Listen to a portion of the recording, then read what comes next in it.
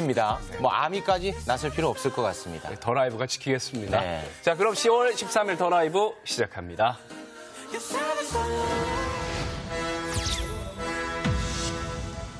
제가 WTO 사무총장에 출마하는 것으로 결정하였습니다.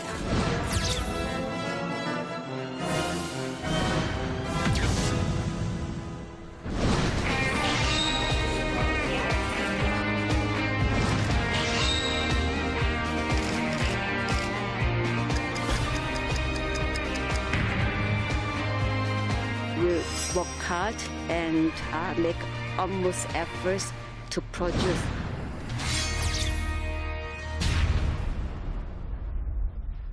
유명희 산업통상자원부 통상교섭본부장이 WTO 사무총장 선거 최종 후보까지 올라갔습니다. 과연 최초로 한국인 WTO의 수장이 탄생할 것인지 오늘은 최지은 전 세계은행 시니어 이코노미스트 그리고 강병수 기자 이렇게 두 분 모시고 이야기 나눠보겠습니다. 두 분 안녕하십니까? 안녕하십니까? 네, 반갑습니다. 반갑습니다. 일단 강병수 기자 네. 오랜만이에요. 네. 다시 돌아왔어요. 고용 불안을 뚫고 다시 나왔습니다. 네, 네. 오늘 좀 기대해 보도록 하겠습니다.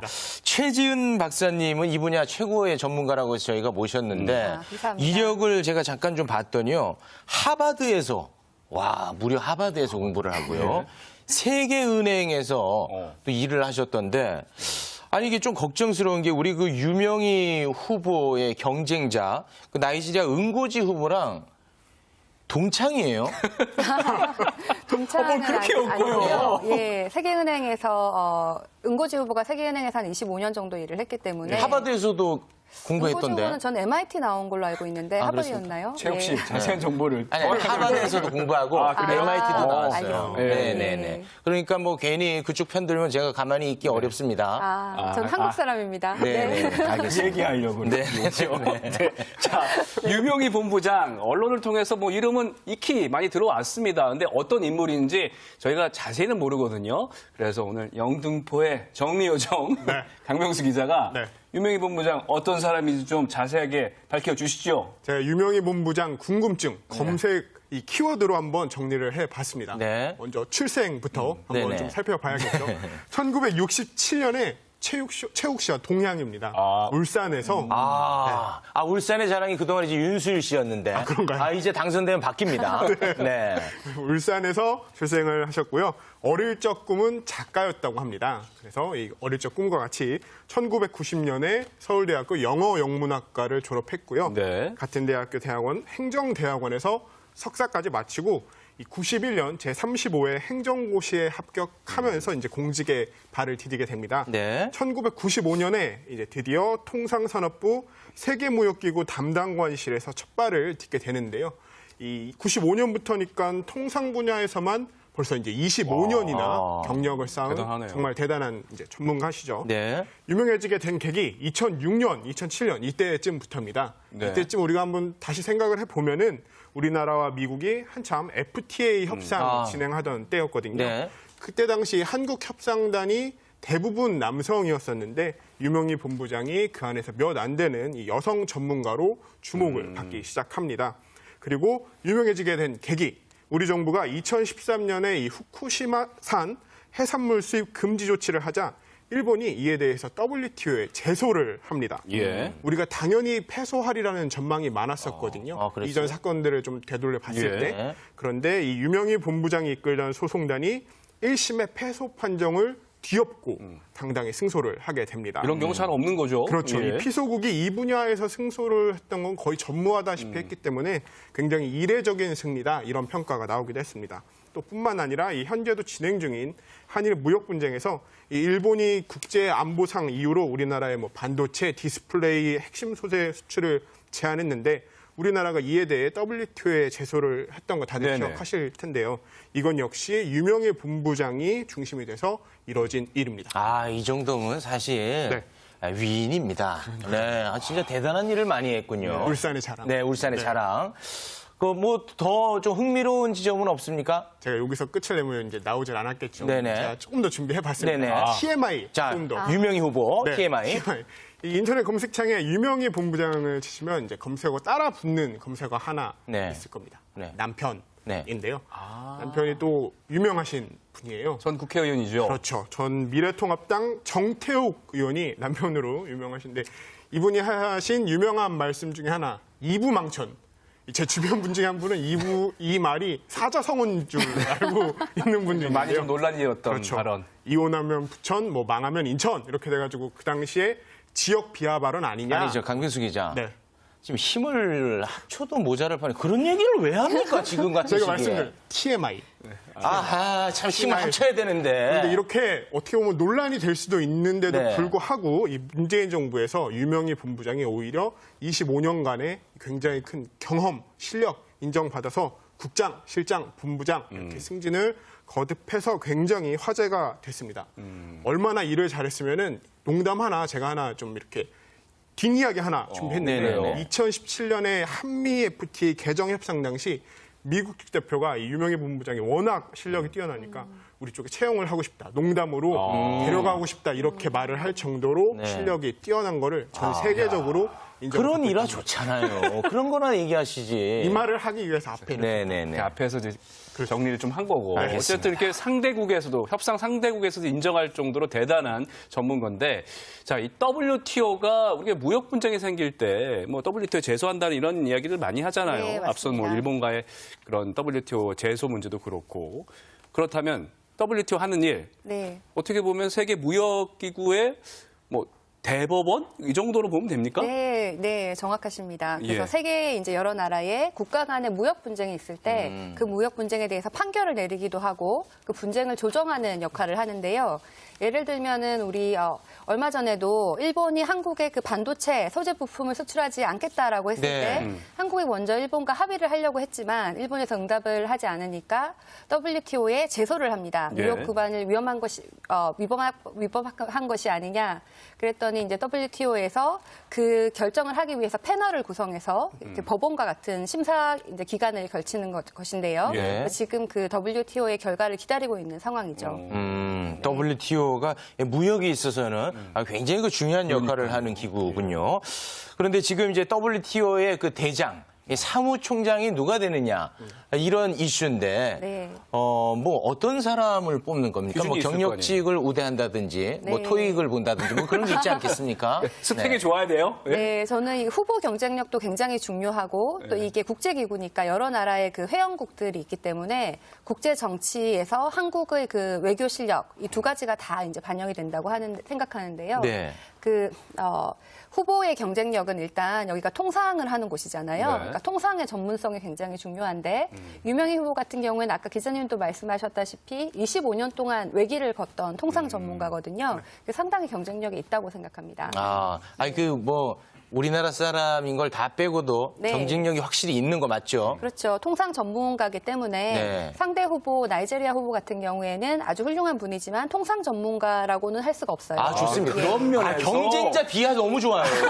네, 최욱 씨 좋아요. 신났어요. 근데 네. 그렇기 때문에 이제 최후의 2위까지 올라온 거 아니겠습니까? 뭐 그렇죠. 2위만 해도 대단한 성과인데, 근데 그 올라오는 과정에서 좀 어려운 점은 없었어요? 이 올라오는 과정 처음부터 좀 되짚어 보면은 8명에서 시작해서 최종 2명까지 간 거거든요. 사실 이것만도 굉장히 진짜 대단한 일인 거죠. 네. 근데 게다가 외신은 물론이고 사실 처음에는 국내 언론조차도 약간 확실히 될 거다, 뭐 여기까지 올라갈 거다 이런 말을 쉽사리 하지는 그랬습니까? 크게 기대는 하지 못했었어요. 네. 그 이유 이렇게 좀 살펴보면은 올라오는데 일본의 견제가 워낙 심했습니다. 아까 제가 잠깐 이 유명희 본부장 양력 이렇게 좀 설명해 드릴 예. 때 네. 일본과의 분쟁이 조금 있었었잖아요. 그러니까. 네. 거기서 또 승리를 했고. 그렇죠. 예. 일본은 한일 무역 분쟁을 WTO에 제소하는데 굉장히 큰 역할을 한 이 유명희 본부장을 사무총장이 되는 것을 크게 견제를 했다고 합니다. 어떻게 견제했냐 좀 이렇게 살펴보면은 네. EU 국가들에게 이 나이지리아의 응고지 후보를 지지해 줄 것 부탁하고 네. 또 일본 언론에서 응고지 후보가 당선돼야 한다고 보도하고 또 유명희 본부장이 좀 급이 낮다. WTO 사무총장이 되기에는 상대적으로 뭐 강요급이 아니다. 급이 낮다. 이런 이야기를 계속하면서 어떻게 보면 대놓고 해방, 견제 이런 거를 계속해 왔던 뭐 거죠. 기분이 좀 언짢고 좀 불쾌하긴 합니다. 뭐 우리와 무역 분쟁도 있었고 했으니까 뭐 이해할 수 있는 또 측면 있을 것 같은데 네. 그 WTO 회원국이 162개국 아닙니까? 164개로 알고 있는데요. 두 예, 개국이 예. 더 들어왔군요 이번에. 네. 네, 그런 식으로. 예, 네, 야, 그런데 당황하지 마세요. 일본은 네. 단 한 개 국가에 불과한 거 아니겠습니까? 맞습니다. 일본의 예. 견제까지 뭐 우리가 신경을 써야 됩니까? 뭐 그런 면도 있고요. 네. 사실 일본도 조금 한편으로는 한국이 이제 수장이 되는 것에 대해서 부담을 느낄 수도 있지만 전반적으로는 뭐 한국이든 일본이든 대외 무역 의존도가 굉장히 높은 나라이기 때문에 세계 무역 질서가 회복되면 혜택을 받을 수 있는 나라거든요. 그래서 우리가 그런 식으로 좀 어필을 해서 선거 운동을 해야 하지 않나. 그러니까 유명희 본부장이 한국 출신이지만 아주 세계무역기구를 다시 살릴 수 있는 적임자다. 그 일본에게도 간접적으로 도움이 된다. 이렇게 얘기를 해야 되지 않나 생각이 듭니다. 그래요. 그러면은 보시기에 네. 현재 판세가 유명희 후보에게도 좀 이렇게 좋은 흐름으로 가고 있는 겁니까? 예, 뭐 아까 말씀하셨듯이 한 표 한 표가 중요한데 전반적으로는 좋은 흐름으로 가고 있다고 생각하는데요. 아, 네. 예, 일단 네. 네. 일단은 좋다. 지금 알겠습니다. 월드컵 응원하는 것 같아요. 그러니까 조마조마합니다. 그래요? 그런 의미에서 또 우리 네. 적을 알아야 또 네, 네. 우리가 승리를 할 네. 수 있지 않겠습니까? 두 명이요. 상대인 네. 나이지리아의 이름도 깁니다. 은고지. 은고지 오콘조 이엘라 후보. 네. 네. 이분도 스펙이 대단한 분이죠. 오늘 하루만큼은 네가티브로 좀 갔으면 좋겠습니다. 네. 근데 이분이 스펙이 대단하긴 하세요. 네. 왜냐하면 흑인 여성으로서 미국에서 이제 경제학 박사를 받고 뭐 세계은행에서 25년 동안 일하면서 임원으로 올라간 다음에 본인의 나라에 돌아가서 기재부총리, 이제 경제부총리, 기재부 장관 같은 재무장관을 2번 했어요. 한 고위직을 번도 많이 아니고. 했네요. 2번을 한 다음에 외교통상부 장관도 1번을 했어요. 이게 많이 이제 했네. 그런 걸 하고 또 사실 지난번에 세계은행에서 김용 총재가 임명되었을 때 네네. 그때 세계은행은 사실은 미국 대통령이 미국인을 임명하는 자리가 세계은행 총리 자리인데 거기에 대해서 개도국들이 반발을 가지고 있었어요. 왜 계속 미국만 하냐.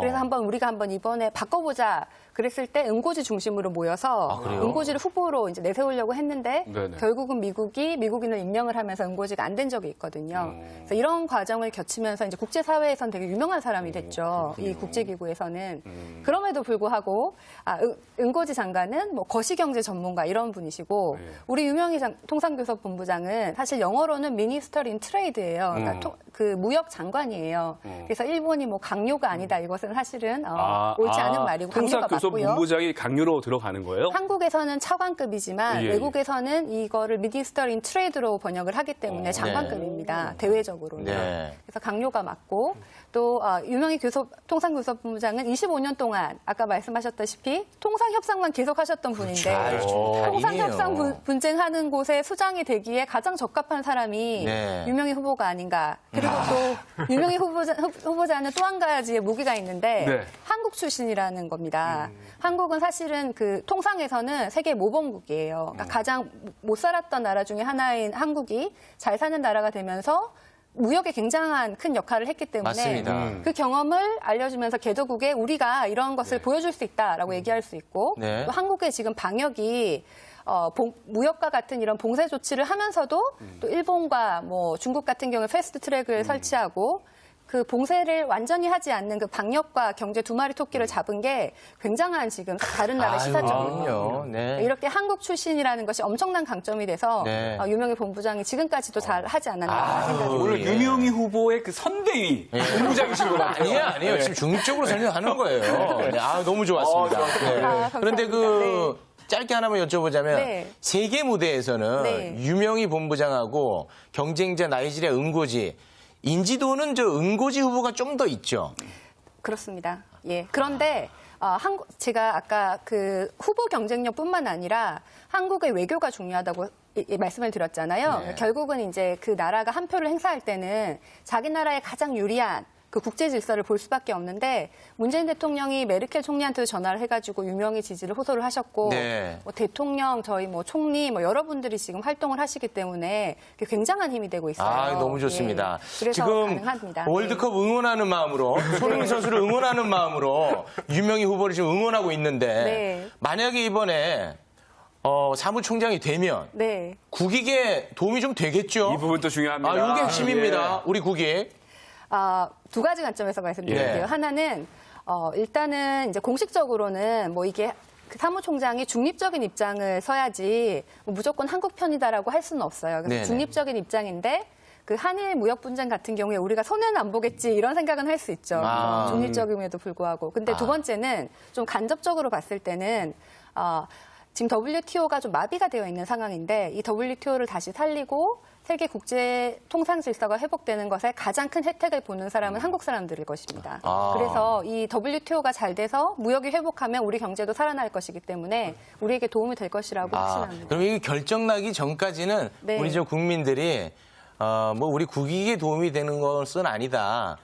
이렇게 좀 입장을 취하도록 하겠습니다. 네, 왜냐면 또 중립적으로 보여야 중립적인 되니까. 역할을 해야 되는 자리인데요. 당연히 중립적이죠. 네, 예, 쉬쉬하겠습니다. 그렇죠. 네, 예. 쉬쉬하겠습니다. 제 몫을 챙겨가야 되기 때문에 네. 이 구체적으로 간접적 혜택 받는 거 조금 더 설명을 해주실 수 있을까요? 네, 그러니까 예를 들어서 네. 우리가 그 일본에 대해서도 우리가 이제 WTO의 그 수출 규제에 대해서 제소를 했을 때 WTO 안에서 패널을 이렇게 구성을 해가지고 심사를 하는데 만약에 그 상대국 간에 동의를 하지 않으면 그 패널 구성을 사무총장이 결정할 수 있어요. 그러니까 그런 식으로 이제 아주 중요한 무역 분쟁을 결정해 사무총장이 이제 힘이 있고 좀 간접적으로 말씀드린 것은 지금 WTO가 이제 미중 갈등이라든지 이런 자국의 보호주의 때문에 할 수 있는 역할이 많이 줄어들고 있는데 나중에 미국 대선과도 관련해서 다시 다자주의가 살아날 가능성이 많고 그럼 WTO의 역할이 커지는데 다자무역 하에서 한국은 그 국제 통상에 늘어날수록 한국의 경제가 더 유리한 면이 네, 있기 때문에 알겠습니다. 그래서 간접적인 혜택이 아니, 있다고. 강 기자. 네. 지금 중립적인 것처럼 보여야 되는데 괜한 질문해가지고 또 오해를 사게 생겼네. 아니, 분량 좀 챙겨가야 되니까. 아니, 많이 지금 궁금해하실 것 같아가지고. 학부모님들은 우리 최 박사님한테 네. 공부 어떻게 그렇게 잘했는지 노하우 좀 알려달라고 그거나 질문하라고 하는데. 네, 알겠어요. 아유. 여튼 과연 유명희 본부장이 WTO 사무총장에 당선이 될 것인지 저희도 월드컵 응원하는 마음으로 두 손 모아서 응원을 하도록 하겠습니다. 또 유명희 본부장님 당선되시면 저희 더 라이브에 꼭 나와주시기를 또 기도하겠습니다. 제발요. 예. 자, 늦은 시간 함께 해주신 두 분 고맙습니다. 네, 고맙습니다.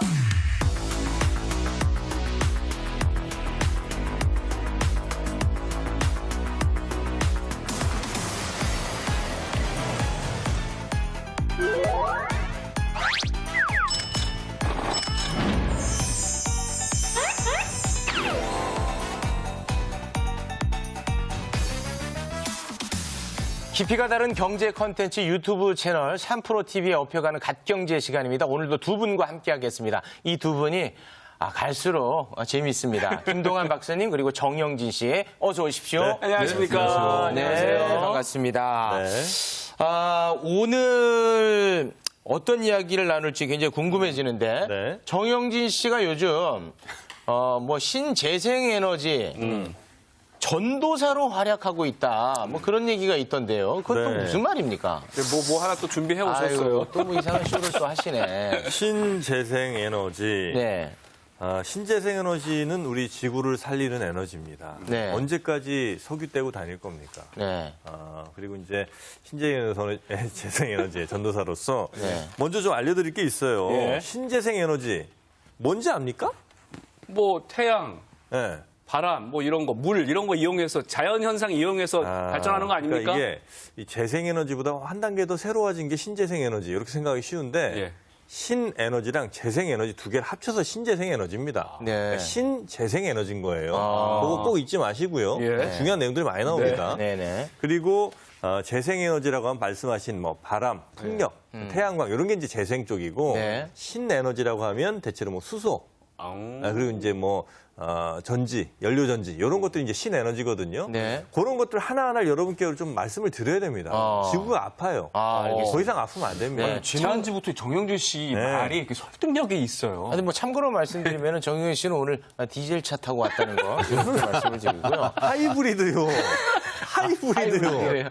디젤 최욱 씨. 아, 네, 미안해요. 하이브리드 정영진이요. 네, 알겠습니다. 아, 그래가지고 오늘 뭐 어떤 주제로 이야기를 나눈다는 거예요? 네, 그래서 이제 에너지가 사실은 인류의 역사는 결국 에너지를 차지하기엔 역사였습니다. 아, 그건 뭐 맞습니다. 전쟁이 다 그랬고. 네. 그런데 이 전 세계에서 가장 오래된 어떻게 보면 가장 이제 강력한 큰 영국의 석유업체 BP라고 있습니다. 네. BP 여기가 지난해 석유 수요가 정점을 찍었다. 이런 이제 보고를 한 거예요. 네. 그래서 코로나19 때문에 지금 잠깐 뭐 주춤한 거 아니냐 이런 생각도 많이 하시는데 그게 아니고 지난해 2019년에 정점을 찍고 이제 석유의 시대가 서서히 네. 종말을 하고 있다. 이렇게 이제 보고를 했다는 알겠습니다. 겁니다. 그러면 김동완 박사님. 네. 석유의 시대는 끝이 났다. 그러면 우리 기름 한 방울 나지 않는 우리나라의 설움도 이제 마침표가 찍히는 건지도 궁금하고요. 장기적으로 보면 그럴 가능성도 있다는 네. 건데 브리티시 페트롤룸이라고 어쩌면 세계에서 가장 큰 규모의 정유 업체죠. 네. 그러면서도 이 정유 산업만 하는 게 아니라 석유를 여러 군데에서 광구를 갖고 있는 개발 사업을 하는 데거든요. 근데 이 개발 엄청난 그 석유 자원을 갖고 있는 회사란 말이에요. 네. 근데 석유의 종말을 예고한 보고서를 여기서 썼다는 거니까 충격이다 진짜. 반대쪽, 예를 들면 우리 신재생 에너지 전도사 정영진이 그렇게 얘기를 했다. 그렇지. 그러면 아유 입장 때문에 그렇지 이렇게 생각하는데 그렇죠. 본업을 하고 있는 쪽에서 얼마 안 남았다라고 얘기하니까 이 신빙성이 좀 있는 거고요. 그리고 확 있습니다. 진짜 그러네. 이게 두 가지 측면에서 생각해 보려고 하는 거예요. 하나는 이거 환경 때문에 신재생 에너지 써야 된다는 그 논리. 이건 계속 됐는데 그렇죠. 이제는 네. 전 세계적으로 이 신재생 에너지가 발전 단가라고 하죠. 발전 예. 원가라고도 하고 더 경제적이다라는 이슈가 이제 제기가 되는 거예요. 그러니까 환경도 생각하고 경제적인데 석유라든지 석탄이라든지 화석유를 더 써야 되나 원자력을 이런 이제 문제 제기가 나온다. 신재생 에너지가 어떻게 보면 이제 꼭 먹고 알 먹고라는 얘기인데요. 에너지 전환이 오고 있다. 그럼 주제 영상 보고 와서 자세한 이야기 더 나눠보도록 하겠습니다.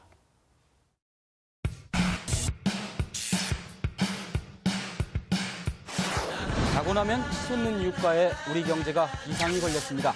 이대로 고유가 행진이 계속되면 우리나라 근로자들이 고개를 떨치며 괴화를 벌어들이고 있습니다.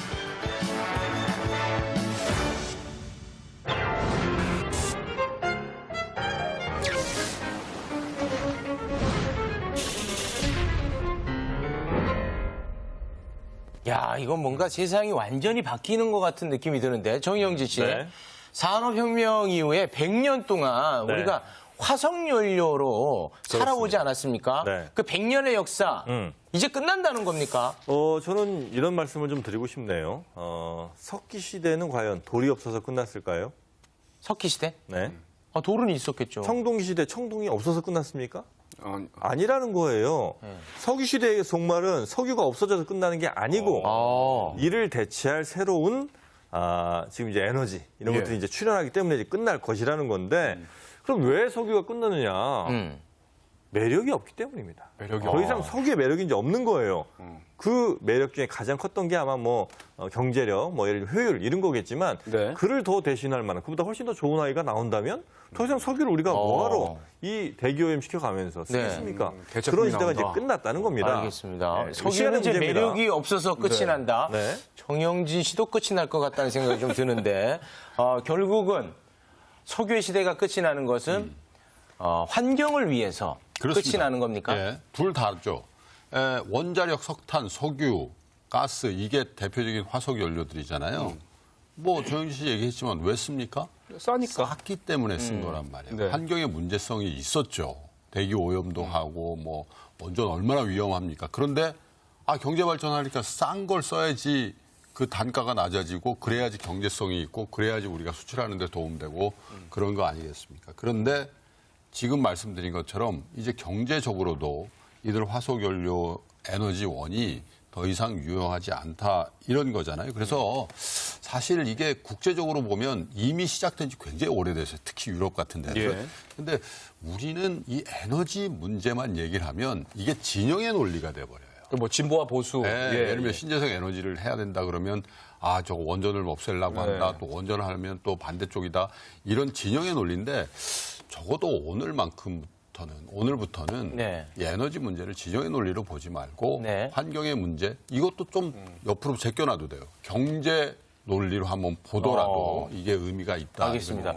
말씀 들어보니까 저의 어떤 생각에 환기가 좀 되는 게 사실 신재생 에너지는 싸고 편한 화석 에너지를 희생하고 그냥 환경을 위해서 신재생 에너지를 써야 된다라는 것으로 저는 인식하고 있었는데 아니 그간 계속 강조했던 게 예. 환경 문제였었고 빨리빨리 이제 전환을 해야 된다. 환경 문제를 위해서 뭐 지구 온난화 때문에 뭐 지구가 네. 더워지고 있다 이런 얘기를 많이 했잖아요. 네, 그래서 결국은 이제 우리가 조금 돈이 더 들어도 환경 살리려면 어쩔 수 없다. 그렇지. 예. 이런 논리였다는 건데 맞습니다. 이제는 그게 더 이상 아니라는 겁니다. 네. 예? 하여튼 그래서 이제부터는 네네네. 경제적인 오로지 돈만 따지더라도 진짜? 이게 신재생 에너지가 더 좋다면 우리가 안 갈 이유가 없다는 겁니다. 우리 인간의 발자국 한 걸음 한 걸음이 다 이게 탄소요. 다 이게 공해요. 네. 지금 요즘에 이제 안 돌아다니까 얼마나 하늘이 맑아집니까? 네네. 그런 것처럼 이런 우리의 움직임 하나하나가 이젠 더 이상 공해가 되지 않도록 할 수 있는 기술들이 얼마든지 있다. 이제는 그 방향으로 가고 싶다, 가고 싶지 않다 문제가 아닌 가야 된다. 갈 수밖에 없는 상황이 됐다는 겁니다. 그러면 저희가 이제 지난주에 네. 미 대선 얘기하면서 조 바이든이 만약에 당선이 된다면 네. 조 바이든이 이제 신재생 에너지 쪽으로 갈 것이다. 그렇죠. 이런 얘기를 했는데 예. 한 리더의 생각으로 세상이 바뀌는 게 아니라 예. 기조가 그렇다는 거군요. 세계의 물결. 근데 이게 묘하게요. 네. 이제 미국 대선이 이제 3주 어간밖에 안 남았잖아요. 네. 근데 사실은 신재생 에너지는 트럼프 4년 동안은 정말 죽을 썼거든요. 네. 왜냐하면 셰일 오일이다 뭐 이런 거 셰일 가스다 이런 거 촉진했잖아요. 그런데 그래서 신재생 에너지의 중심축은 어디냐면 유럽이었습니다. 예를 들면 유럽 같은 나라들은 2050년까지 탄소 배출량 제로로 하겠다. 이게 진짜 공식적인 정책이에요. 그러니까 유럽 의회라든지 유럽 위원회 이런 데서 다 그냥 공식적으로 얘기한 건데 이게 말씀드린 것처럼 바이든 정부가 만약에 선거에서 출범을 하게 되면 네. 4년 동안 여기에 돈을 얼마를 쓰기로 했냐면 2조 달러를 신재생 에너지 산업을 일으키는 데 쓰겠다라는 거거든요. 거기다가 미국, 유럽 말고 경제를 블록으로 나누면 어디가 있습니까? 중국이 있잖아요. 네. 갑자기 시진핑 국가주석이 지난달에 2060년까지 탄소 중립하겠다 이렇게 발표를 한 거예요. 탄소 중립이요? 아니, 그러니까 예를 들면 정프로 얘기했듯이 걷고 뭘 하면서 탄소 발생하잖아요. 예, 예. 그러면 뭔가 신재생 에너지를 해서 탄소를 없애는 그런 것들을 해서 균형을 맞추겠다. 상쇄를 시켜가면서. 오늘 배출한 것만큼 친환경적인 걸 누가 하겠다. 예. 예. 그러면 보세요. 미국, 중국, 유럽이 동시다발적으로 지금 탄소 프리라든지 이런 정책을 한단 말이죠. 네. 그러면 어떻게 되겠어요? 거기에 포함되지 않은 나라들도 그 스탠다드에 맞추는 노력들을 하지 않으면 굉장히 힘들어질 수 있다라는 거죠. 차차 말씀드리겠습니다만은 유럽에서는 사실상 탄소 배출을 많이 하는 나라로부터 할 때는 세금을 그러면 국경을 넘어올 때 예. 그런 류의 세금을 걷겠다는 정책까지 내오고 그러면 우리 수출해야 되는데 그런 걸 우리가 준비 안 하면 수출길이 막힐 수도 있다는 문제 제기가 나와요. 현실의 문제라는 겁니다. 그렇군요. 현실적으로 정책에서도 이 신재생 에너지로 갈 수밖에 없는 상황이다. 예. 뭐 신재생 에너지 전도사인 우리 정영진 씨는 뭐 아주 이 말에 공감하시겠네요. 누군가가 에너지의 미래를 궁금해하거든 고개를 들어 주식창을 보게 하라라는 말이 있습니다. 네. 말씀을 조금 담백하게 부탁드리겠습니다. 네. 그러니까 돈의 흐름을 보면 미래 에너지도 어떻게 될지가 이제 대충 보인다는 겁니다. 네네. 그럼 지금 이제 에너지 기업들의 시가총액 같은 거 어느 회사가 주식으로 잘 나가는가 이거 한번 쭉 살펴보면요. 네. 태양열 재생에너지 뭐 풍력 이런 재생에너지 업체인 넥스트 에라라는 데가 있습니다. 네. 넥스트 에라. 다음 시대라는 뜻입니다. 네, 너무 그렇게 바닥 보면서 진행하실 필요는 없어요. 제 말 들으시면 됩니다. 넥스트 에어라고 있는데 네. 여기가 미국 최대 에너지 기업인 엑슨모빌은 들어보셨죠? 엑슨모빌 아시잖아요. 네. 네, 엑슨모빌 여기를 잠깐이지만 넘어선 겁니다. 넘어섰어요. 역전이 왔네요. 그러니까 뭐 역전됐네요. 매출액 네. 영업이익 비교하면 게임도 안 되는 회사니까 어떻게 보면 저희 신과 함께랑 KBS 정도로 보시면 돼요. 그런데 신과 함께가 KBS 시가총액을 넘어선 겁니다. 와. 이런 일이 지금 벌어지고 있는 게 사람들이 미래를 본 거네요. 미래를 보고 투자를 하는 거예요. 오. 돈이 몰리고 있는 겁니다. 그게 뭐냐? 친환경 에너지 쪽으로 가고 있다. 그리고 시청자는 신과 함께 3프로 TV로 오고 있다는 겁니다. 아니 뭐 말씀 들으면은 뭐 아니, 잠깐만. 못 가게 막고 진행해야죠. 가지 마세요. 여기가 더 좋습니다. 네. 아니 근데 정말 아직까지는 근데 우리 뭐 주변에 보면 주유소 여전히 많고 내연기관 차량도 그렇죠. 들어오고 뭐 전기차가 온다고는 하지만 뭐 전기차 그렇게 많지는 않잖아요. 근데 여전히 좀 뭐 왔다고 하는데 미래 우리가 좀 같은데. 피부로 못 느끼는 거예요. 굉장히 지연됐어요. 우리가 굉장히 뭘 빨리 패스트 팔로우라 그러잖아요. 네. 뭐 우리 2차 전지도 1등이고 뭐 반도체 1등이고 뭐 스마트폰 1등. 그런데 유독 이 신재생 에너지, 친환경 에너지를 개발하는 데는 굉장히 늦었는데 네. 글로벌 생태계는 이미 굉장히 성숙돼 있다. 예를 들면 작년에 새로 건설되는 발전 설비 중에요. 70%가 재생에너지를 이용한 거였습니다. 전 세계적으로. 그래서 물론 이제 에너지 전환이라고 하죠. 화석연료에서 친환경, 신재생 쪽으로 전환되는데 지금은 전체 에너지 시장에서 재생에너지가 차지하고 있는 게 10%입니다. 근데 작년만 놓고 보면 새로 설비가 들어간 거는 70%라는 거거든요. 그럼 이 추세가 계속되면 아까 2050년, 2060년 이런 얘기 말씀드렸잖아요. 네네. 이건 현실이기 때문에 우리도 빨리 지금 쫓아가지 않으면 굉장히 어려워질 겁니다. 알겠습니다. 자, 그러면 이 코너는 역시 이제 경제 코너니까 네. 환경의 관점보다는 경제의 관점에 맞춰서 네. 질문을 좀 드리도록 하겠습니다. 에너지 원가, 그러니까 이제 세제 정책 말고 네. 그냥 원가로 봤을 때 실제 그러면 신재생 에너지가 더 경제적인 것인지 네. 요거를 좀 짚어주시죠. 그걸 이제 발전 단가라고 합니다. 그러니까 예를 들어 1kW 생산하는데 얼마냐? 그렇지. 1MW 생산하는데 얼마냐? 네. 따져본 거예요. 화석연료가 싸겠지. 중요하잖아요 그게. 일단 미국 기준을 먼저 가겠습니다. 네. 자, 요게 지금 이제 저희가 준비해온 표인데 2010년만 해도 확실히 태양광 비쌌고 풍력 비쌌고 원자력이나 석탄이 훨씬 쌌습니다. 위에 있는 게 단가가 높다는 거고요. 그렇죠. 예, 네. 높을수록 이제 비용이 비싼 거죠. 네. 점점 내려오더니 어느 순간 지금 태양광이 풍력과 함께 가장 낮은 위치에 있어요. 근데 이게 언제냐? 자, 안 보이시죠? 공개합니다. 2018년입니다. 2019년, 2020년 되면 어떨까요? 더 낮아지죠. 더 낮아지죠? 네. 이제는 세제 뭐 이런 거 필요 없고 네. 그냥 발전 단가 자체가 와. 더 낮기 때문에 경쟁력이 있어서 이제는 원자력 하고 싶으면 거기에 세제 보조금을 줘야 되는 세상이 올 수도 있어요. 아니, 그러니까 우리가 그냥 생각하기에는 네. 당연히 신재생 에너지가 비싸다고 생각했는데 벌써 역전을 한 거네요. 근데 역전이 실제로 이미 했습니다. 네. 영국의 이제 우리로 치면 감사원 같은 조직에서 네. 영국의 이제 원자력 발전 산업을 감사를 해본 거예요. 예. 그래서 결론을 딱 두 줄로 냈어요. Too expensive, too dangerous. 너무 비싸고 너무 위험하다. 그래가지고 실제로 영국이 이제 바람이 세잖아요. 그 북해라든지 네네. 바다 풍력 이걸 많이 하는데 해상 풍력의 발전 단가가 40파운드인데 힌클리 포인트라고 이제 원전 전력 단가는 얼마냐? 92파운드가 넘어요. 그게 2배가 넘는다는 거죠. 물론 이제 영국의 바람이 세서 그런 부분이 있습니다. 네. 그런데 지금 정프로가 얘기한 것처럼 어쩌면 전 세계적으로 저 추세가 고착화되고 기술의 발전이 있는 거거든요. 네. 왜냐하면 풍력이다 그러면 예전보다 그 터바인이라고 이 바람개비를 돌리는 그 기술이 훨씬 발전하고 또 심해에 가서 이 포를 받고 이 풍력 발전을 하잖아요. 그런 것들도 다 기술의 발전이거든요. 네. 그러면 당연히 풍력 쪽의 발전 단가는 떨어지는데 화석연료는 이게 본질적으로 바뀌질 않는 거예요. 그러니까 사실 환경 문제 이런 것을 빼고 보더라도 네. 이제 신재생 에너지의 발전 단가가 훨씬 더 경제적으로 야, 이거는 매우 충격입니다. 그러면 정영애 씨, 네. 그 발전소 말고 네. 기업들이 이제 결국 변해야 네. 세상이 또 변하지 않겠습니까? 그렇습니다. 기업들의 변화가 지금 포착되고 있습니까? 맞습니다. 조금 더 빨리 좀 진행하겠습니다. 말씀드릴 게 많아요. RE100이라고 있습니다. 아리배. RE. RE가 뭐냐? Renewable Energy입니다. 네. Renewable Energy. 그래서 이제 말 그대로 뭐 재생 재생에너지. 에너지죠. 예, 예. 그래서 RE100이라는 게 재생 에너지만 생산한 부품만 나는 받겠다. 대기업들이 당신들 중소기업에서 우리한테 납품하는데 이거 재생 에너지로 만든 그 전기로 만든 부품 아니면 안 받겠다. 그래요? 이렇게 되면 그 중소기업에서 방법이 있습니까?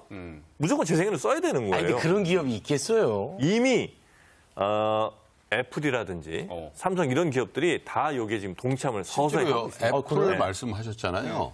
애플이 2030년까지 선언했어요. 이건 뭐 기사 찾아보시면 탄소 배출 없이 아이폰 만들겠다라고 했거든요. 그러면 사실 애플은 자기가 만드는 게 없잖아요. 그 중국에서 조립하는 거지. 그러면 반도체 다 우리가 부품 주고, 뭐 액정이라는 예. 거 다 받아가지고 키패드라는 거 다 받아 조립하는 거란 말이에요. 그러니까 어떻게 돼 있냐? 애플 생산에 참여하는 나라가 대충 17개 나라고 거기에 핵심 부품 납품하는 기업이 71개입니다. 그래서 거기에 반도체 납품하는 TSMC 같은데 이미 선언했어요. 삼성전자도 마찬가지고. 그래서 알리백, 그러니까 리뉴어블 100%를 안 하면은 이젠 글로벌 기업에 납품을 못하게 돼 있다. 야, 이 세상이 지금 완전히 변하고 있어요. 그러면 우리도 빨리 네. 변해야 되는데 우리가 지난 각경제 시간에 그린 뉴딜 정책 한번 다룬 적이 있었잖아요. 네. 그러면 우리도 지금 이제 준비를 하고 있는데 네. 세계적으로 봤을 때 네. 우리나라 좀 빨리 경쟁력이 질문해 주세요. 경쟁력이 얼마나 되는지. 네. 해상풍력 많이 아, 죄송한데 네. 오은정 씨도 MC 치고는 발언권이 많지 않아요. 아니, 나도 좀 봐줘요. 시간이 없어요. 네. 자, 지금 우리 해상풍력만 먼저 보겠습니다. 해상풍력 보면 뭐뭐로 돼 있냐면 블레이드, 날, 그러니까 저 프로펠러 같은 거 있죠? 파랑개비 파랑파랑 돌아가는 거. 네. 그거 있고 밑에 그 터빈이 있고요. 그다음에 타워 있고 하부 구조물이 있습니다. 그리고 해상에서 만들면 케이블 갖고 와야 될 거 아닙니까? 해저 케이블. 네. 이게 보통 어려운 게 아니에요. 아, 기술이군요. 전부 다 우리나라가 세계 1등이라고 보시면 된답니다. 대한민국 최고입니다. 네. 대한민국 최고입니다. 아, 해상풍력 우리 최고. 해상풍력. 그리고 신재생에너지의 네. 꽃하면 또 전기차라고 볼 수 있는데 우리나라 조금 어떻게 아닙니다. 괜찮겠습니까? 이거 엄청난 기회가 온 거예요. 기회요? 왜냐하면 자동차 100년 역사가 넘는데 자동차의 본질이 하나도 안 바뀌었죠. 거기에 엔진 들어가고 핸들 있고 뭐 이 뭡니까? 트랜스미션. 네, 이거잖아요. 근데 네. 전기차는 뭐냐면 엔진이 없죠.